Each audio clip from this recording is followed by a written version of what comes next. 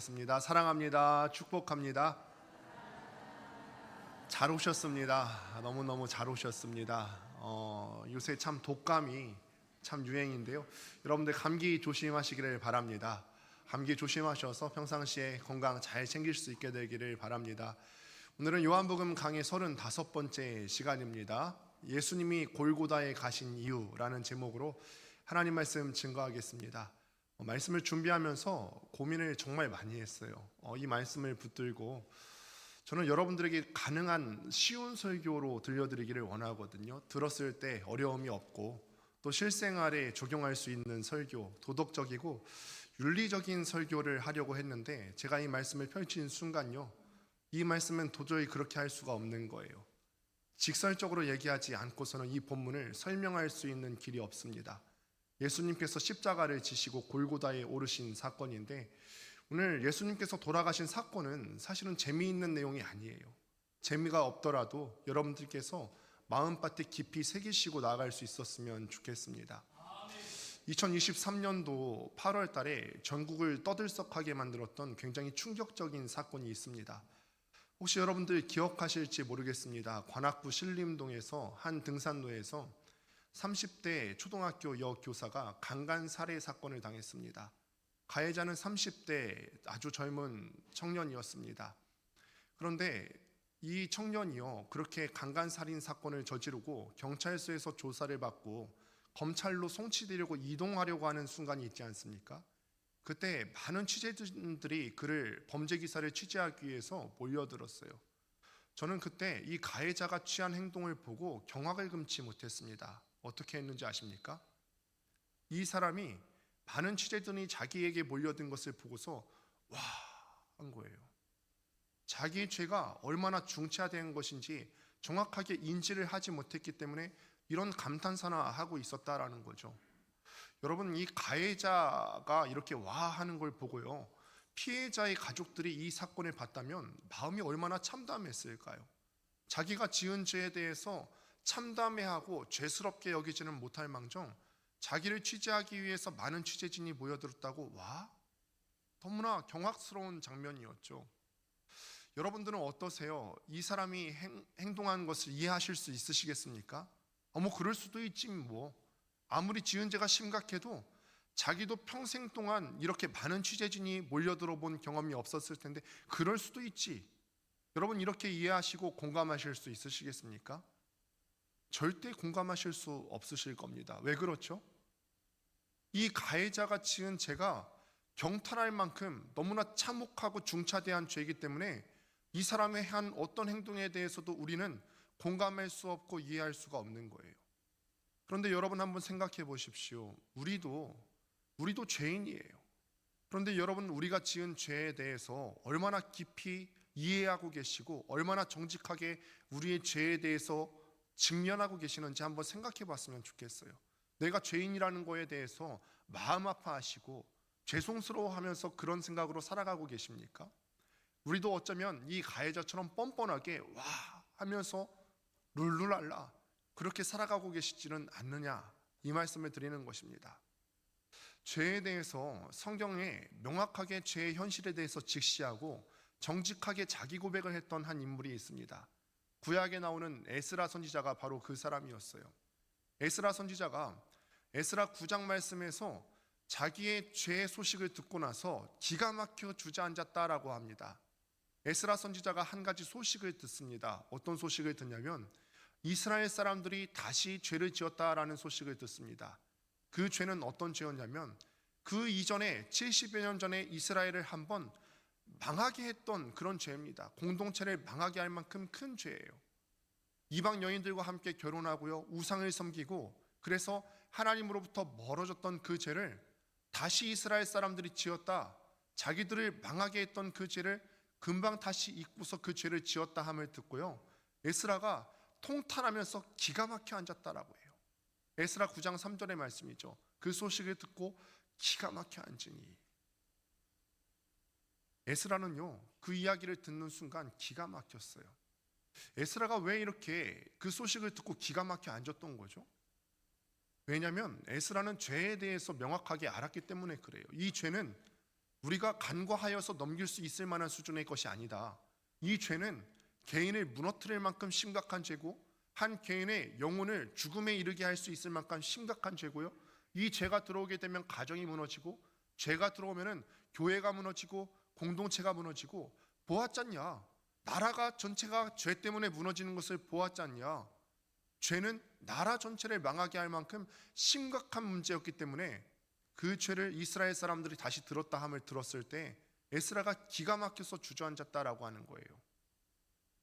여러분 한번 생각해 보십시오. 다시 한번 우리의 문제로 갖고 들어오면 우리는 죄에 대해서 얼마나 무덤덤하게 살아가고 계십니까? 죄 이야기를 들어도 그렇게 충격받지 않습니다. 그냥 그럴 수도 있지. 내가 짓는 죄에 대해서는 더 관대하시죠. 뭐 이렇게 지으면서 살아갈 수도 있는 거 아닌가? 이 정도 거짓말은 다 하면서 살아가야 사회생활할 수 있는 거 아닌가? 이 정도 마음의 음란함은 있을 수 있는 거 아닌가? 이 정도 폭력성은 누구나 다 가질 수 있는 거 아닌가? 얼마나 관대하며 살아가시냐 이 말이에요.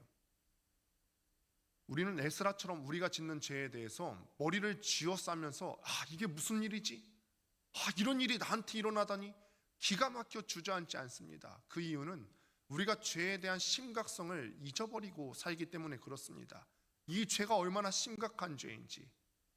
그런데 여러분 기억하셔야 됩니다. 죄는 하나님께서 이 죄를 보셨을 때 우리를 죽음에 이르게 할 만큼 심각한 사실을 우리가 직시하셔야 될 겁니다. 그러니 우리가 이 설교를 시작하시면서 두 가지 질문을 안고 시작하셔야 되는 거예요. 우리가 짓고 사는 죄는 얼마나 심각한 상황에 처해 있는 것일까? 얼마나 심각한 죄일까?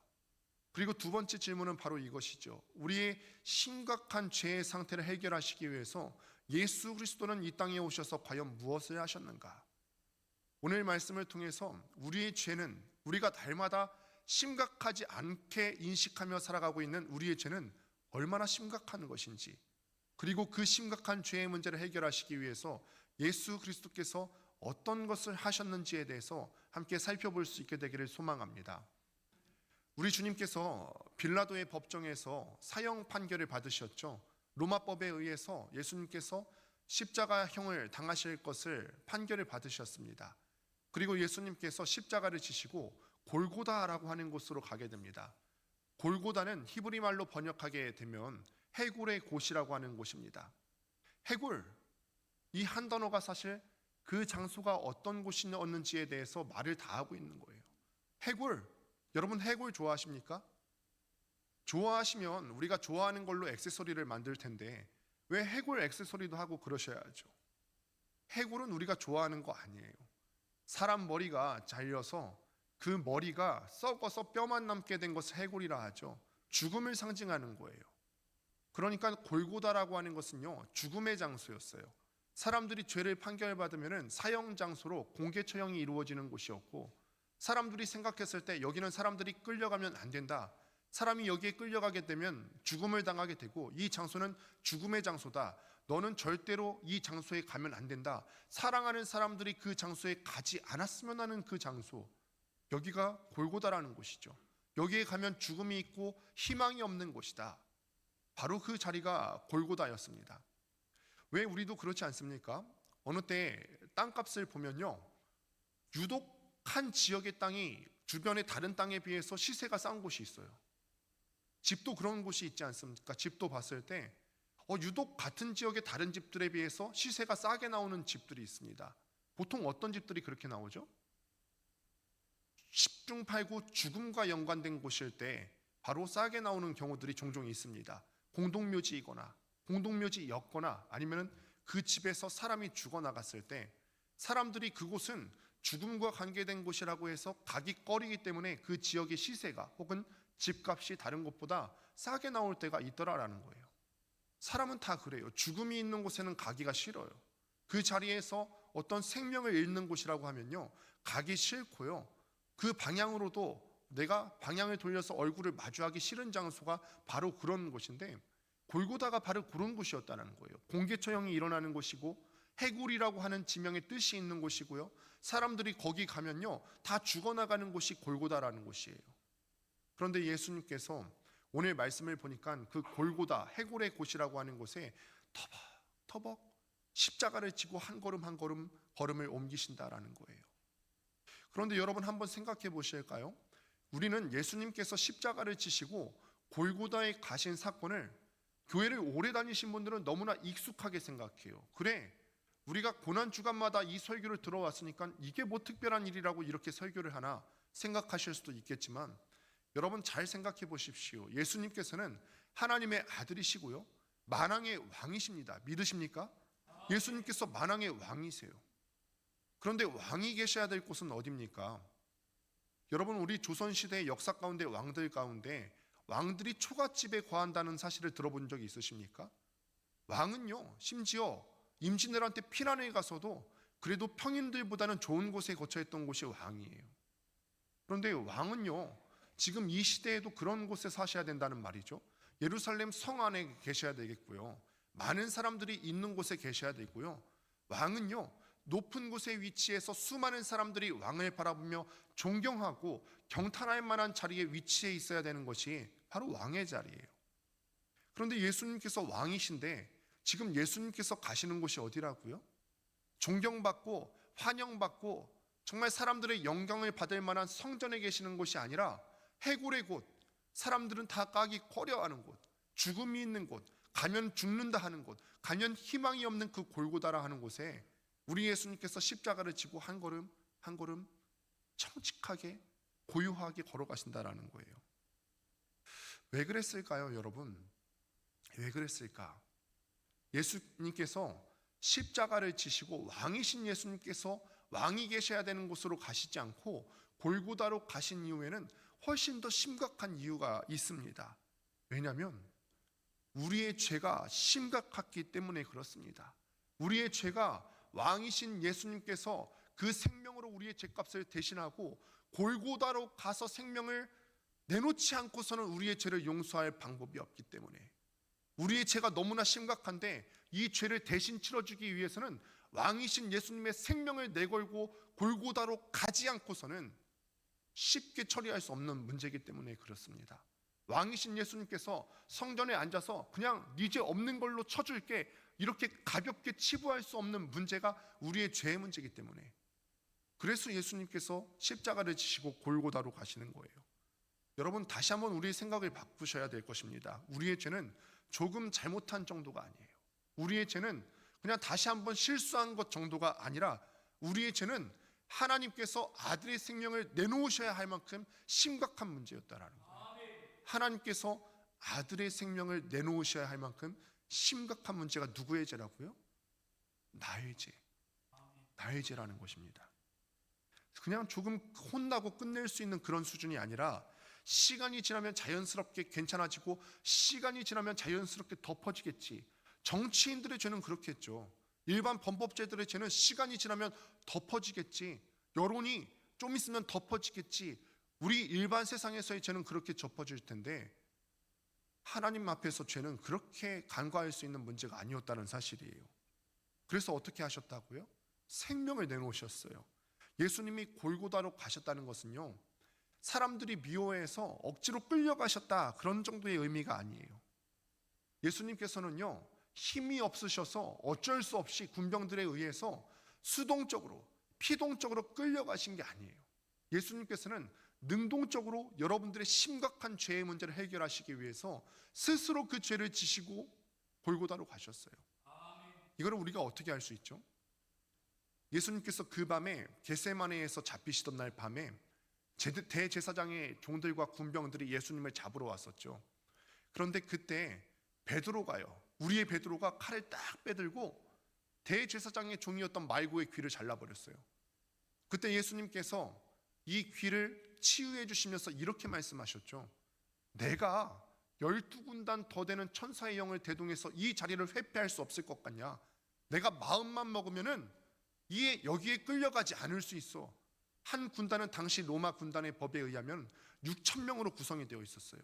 그런데 사람 6,000명이 아니라 더군다나 12군단이면은 얼마나 되는 양입니까?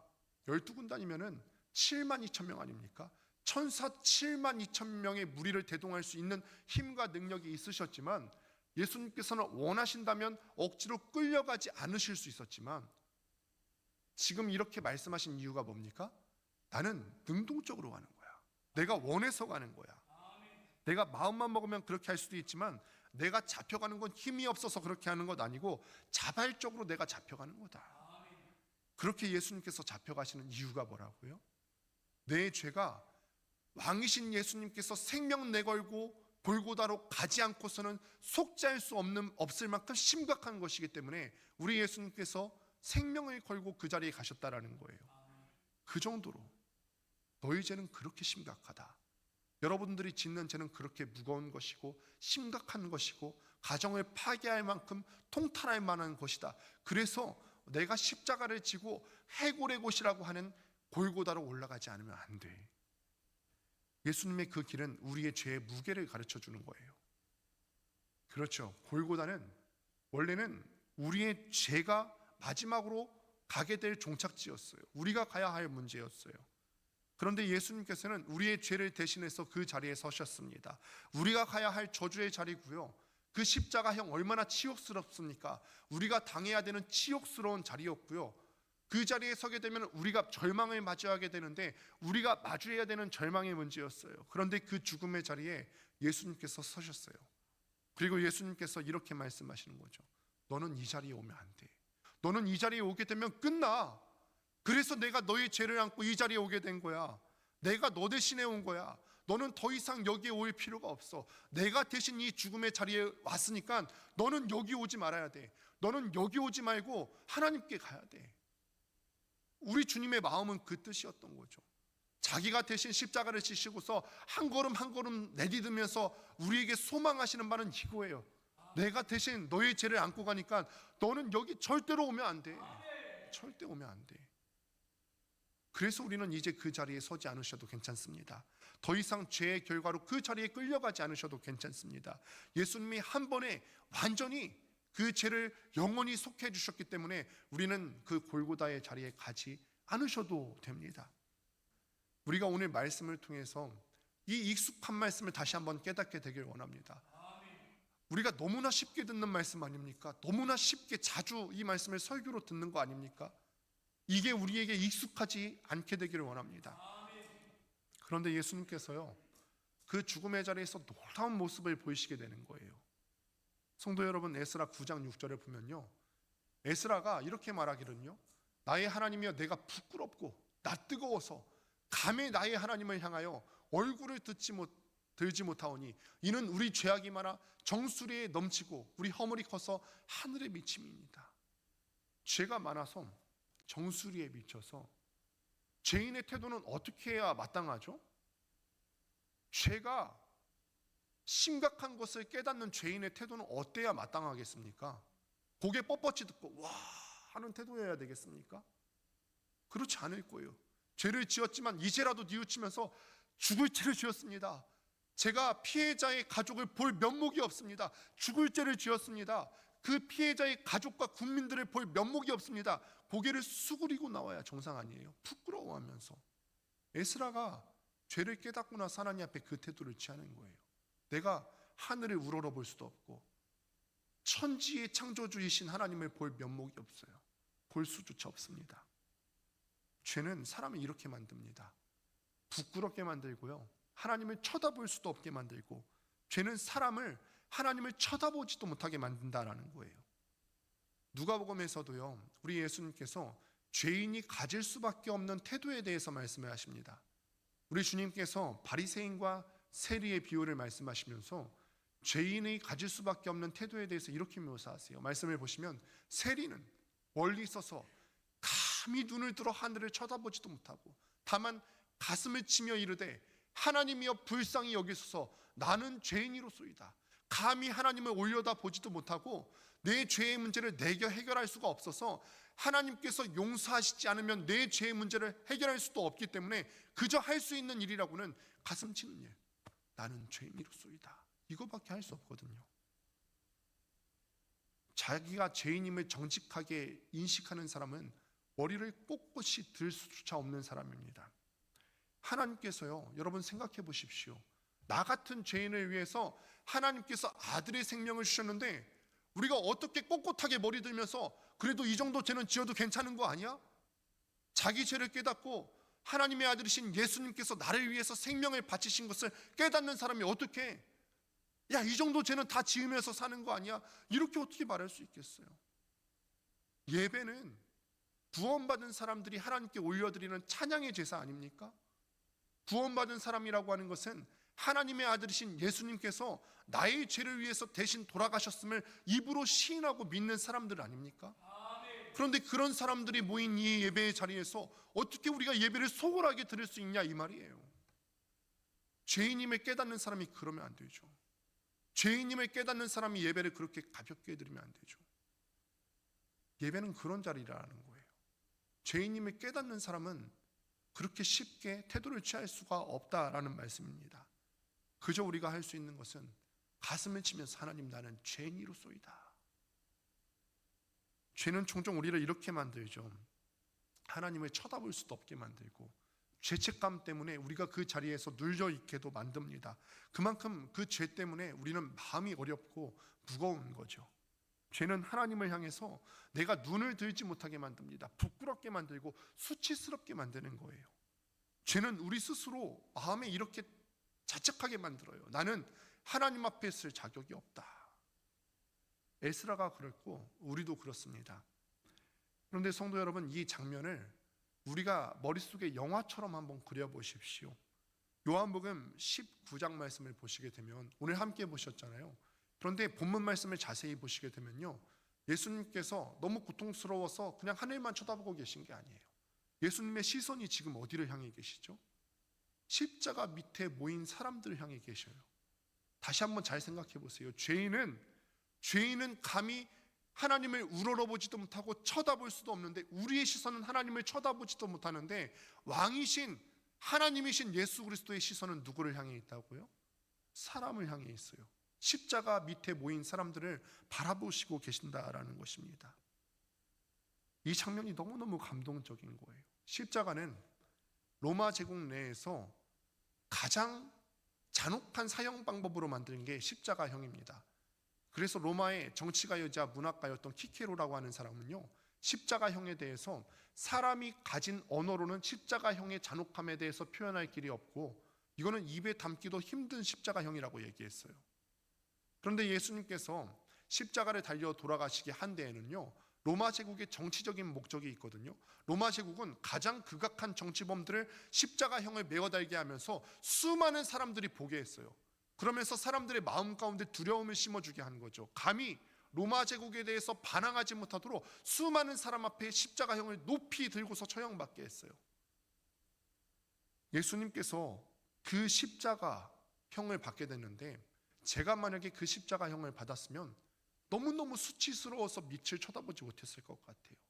또 생각해 보세요. 그 십자가형이 얼마나 고통스러워요. 내가 지금 죽게 생겼는데, 내가 지금 고통스럽고 너무 수치스러운데 내가 밑을 어떻게 쳐다볼 수 있겠어요? 그런 여유가 어디 있어요? 그런데 예수님께서 그 자리에서 사람들의 얼굴을 하나하나 바라보신다라는 거예요. 고개를 들 수 없는 죄인을 향해서 우리 예수님께서 먼저 바라보시면서 말씀하시는 거예요. 에스라는 죄 때문에 하나님을 향해서 우리가 감히 얼굴을 들지 못한다라고 했는데, 에스라는 십자가 위에서, 예수님께서는 십자가 위에서 우리를 위해서 먼저 눈을 돌리고 계신다라는 거예요. 그 장면을 한번 마음에 그려보시라는 거예요. 예수님께서 지금 손과 발에 못을 박히시고 피를 흘리고 계시고, 머리 위에는 가시면류관을 쓰시고, 머리 위에서도 피가 얼굴을 다 덮고 있고요, 채찍에 다 맞으셔갖고 살갗이 다 뜯겨나간 가운데 있는데, 아픔은 극에 달아 있는데 그 예수님이 십자가 아래 서 있는 사람들을 보시고 하나하나 바라보세요. 그 밑에는 마리아와 제자 요한이 있었죠. 예수님께서 입을 열어 말씀하십니다. 오늘 본문 27절 말씀 같이 한번 읽어보겠습니다. 시작.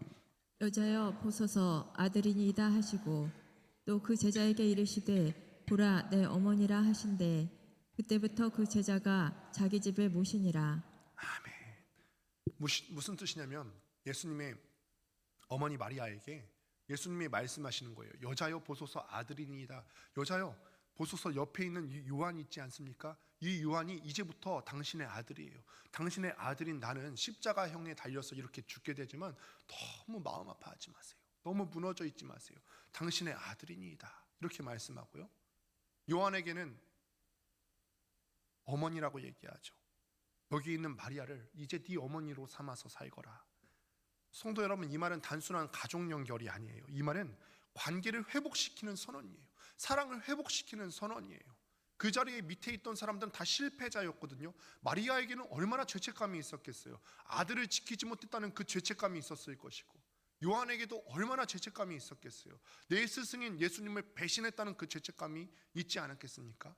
그런데 예수님께서 한 번 배신한 사람들을 실망하게 여기지 않으시고요, 그 사람들에게 다시 맡겨주시는 거예요. 관계를 회복시켜 주시고, 아들입니다, 어머니입니다. 십자가에 달리신 예수님은요, 우리 같은 죄인을 따뜻하게 바라보시고 우리를 가족이라 불러주십니다. 부끄러워서 고개를 들지 못하는 우리에게 예수님께서 먼저 말씀하십니다. 너는 여전히 내 사람이다. 너는 여전히 내 가족이다. 너는 여전히 내 형제다. 우리는 죄로 인해서 그렇게 고개를 들 수조차 없을 정도인데 예수님께서는 여전히 먼저 바라보시면서 너는 내 가족이다 말씀하시는 거죠. 에스라는 죄 때문에 고개를 숙였지만 예수님께서는 십자가 위에서 우리에게 고개를 들려주시는 분이신 줄 믿습니다. 이 장면을 한번 떠올려 보십시오. 십자가 아래 서 있는 사람들은 자신들이 제대로 지키지 못했다는 죄책감이 있을 거잖아요. 부끄러움이 있었을 것이고 수치스러움이 있을 것이고 앞으로 어떻게 하면 좋지 절망감이 있었을 거예요. 그런데 그 순간에 예수님의 눈이 그 사람 한 명 한 명에게로 향해지는 거예요. 피와 먼지가 뒤덮인 그 얼굴, 고통에 일그러진 그 얼굴이지만, 그러나 예수님께서는 그 가장 잔혹한 순간에 가장 따뜻한 얼굴로, 가장 따뜻한 음성으로 그들에게 가장 부드러운 호칭으로 부르시는 거예요. 어머니, 어머니. 그 음성을 듣는 순간 사람들이 다 깨달았을 거예요.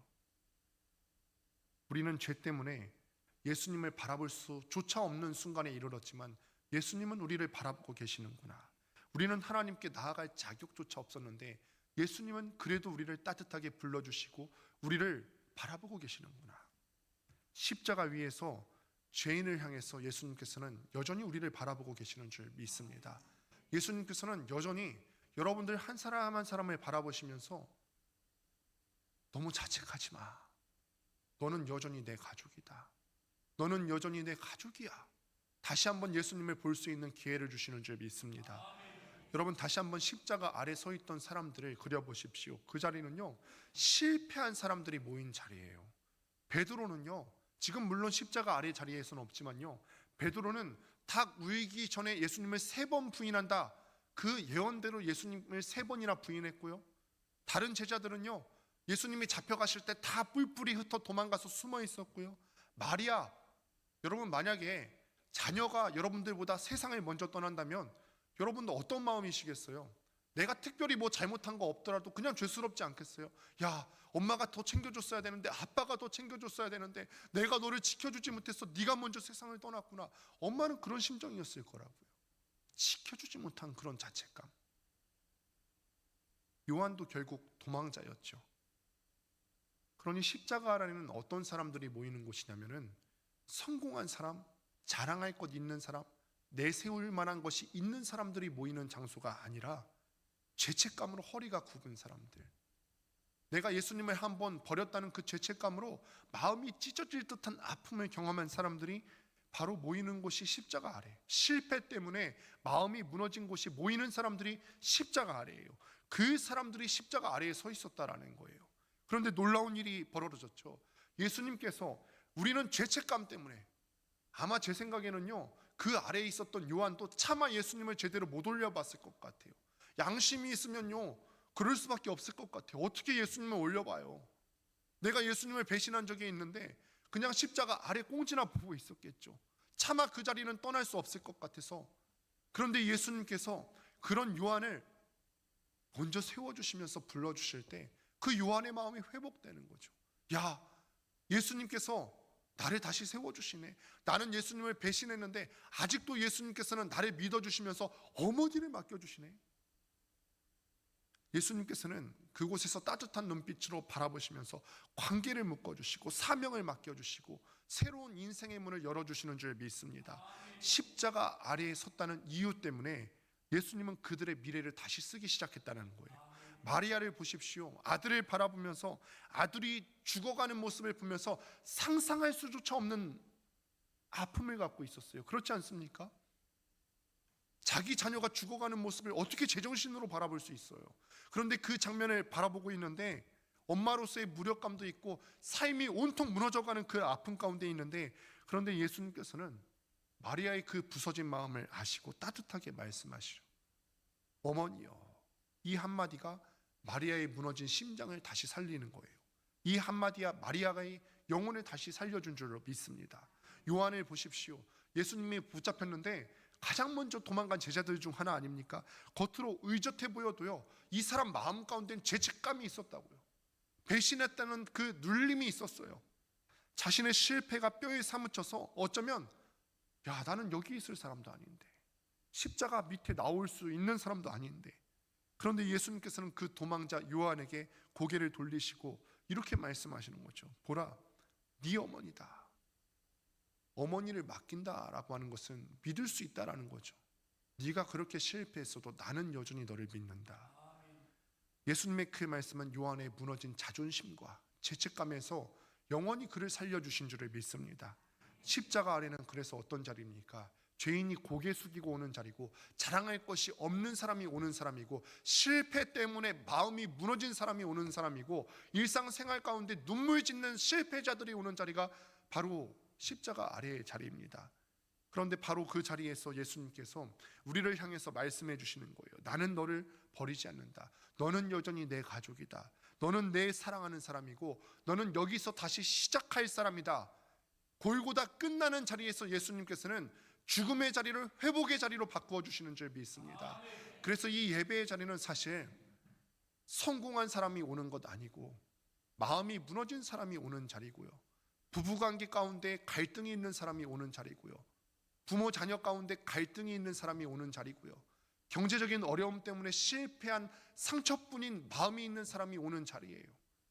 이런 실패한 것 같아 보이는 사람이 모인 이 예배의 자리에서 우리 주님께서는 한 명 한 명 바라보시면서 이름을 불러줘 가시면서 우리의 절망을 희망으로 바꾸어 주시는 줄 믿습니다. 골고다는 원래 우리가 가야 할 자리입니다. 이 그림을 우리가 마음 깊이 새겼으면 좋겠습니다. 우리 죄로 인해서 우리가 가야 되는 저주의 자리이고, 우리가 가야 되는 치욕의 자리이고, 우리가 가야 되는 죽음의 자리이고, 회피할 수 없는 자리입니다. 그 자리에 예수님이 먼저 가셨고 우리 대신 가셨습니다. 우리는 고개를 들 수 없어서 예수님을 바라볼 수 없었지만 예수님은 우리를 먼저 바라보십니다. 우리가 너무 부끄러워서 하나님을 바라보지 못했을 때 그 하나님께서는 여러분들을 바라보시면서 한 사람 한 사람 불러주십니다.